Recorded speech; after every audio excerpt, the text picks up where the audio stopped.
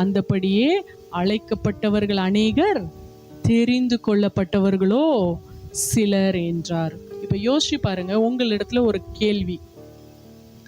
ராஜா அவருக்கு first invitation போச்சு, அவங்களுக்கு ப்ராப்பராக போயிருக்கும்.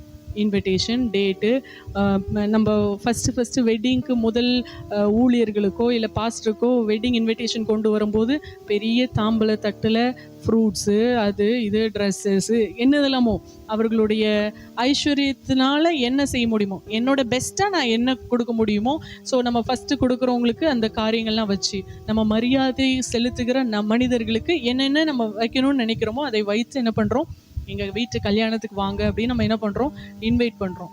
அப்படி அழைக்கப்பட்டவர்கள் மனதில்லாமலும் அசட்டை பண்ணியும் அபாத்திரமாய் போனதினாலும் ரோடுகளில வீதிகளில நிற்கிற சிலருக்கு அந்த அழைப்பு கடைசி நேரத்தில் செல்லுகிறது. அவர்கள் வேக வேகமாக கல்யாணத்துக்கு கிளம்பி என்ன பண்ணிட்டாங்க, சாப்பாடு ரெடியான பிறகுதான் இன்விடேஷன் போகுது. சாப்பாடு சாப்பிட வந்து உட்கார்ந்தவர்களில் ஒருவனை பார்த்து அந்த ராஜா கேட்குறாரு, ஏன்பா கல்யாணத்துக்குள்ள ட்ரெஸ் இல்லாமல் வந்தேன்? இது நியாயமா? இது நியாயமா? கல்யாணத்துக்கு வந்துட்டான். கல்யாணத்துக்கு ஒருவேளை அவன் பெரிய ஒரு ராயல் ஹுட்ல இருந்து வரல, தெருவுல இருந்து தான் வந்திருக்கிறான்.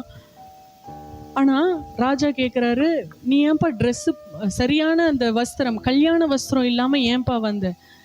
அவர் தான் யார் இருக்கோ கூப்பிட்டு வாங்கும்போது அங்கே நல்லோர் இருக்கிறார்கள், பொல்லாதோர் இருக்கிறாங்க, எல்லாருமே இருக்கிறாங்க. மிக்ஸ்டட் வெரைட்டிஸ் ஆஃப் பீப்புள் அங்கே இருக்கிறாங்க.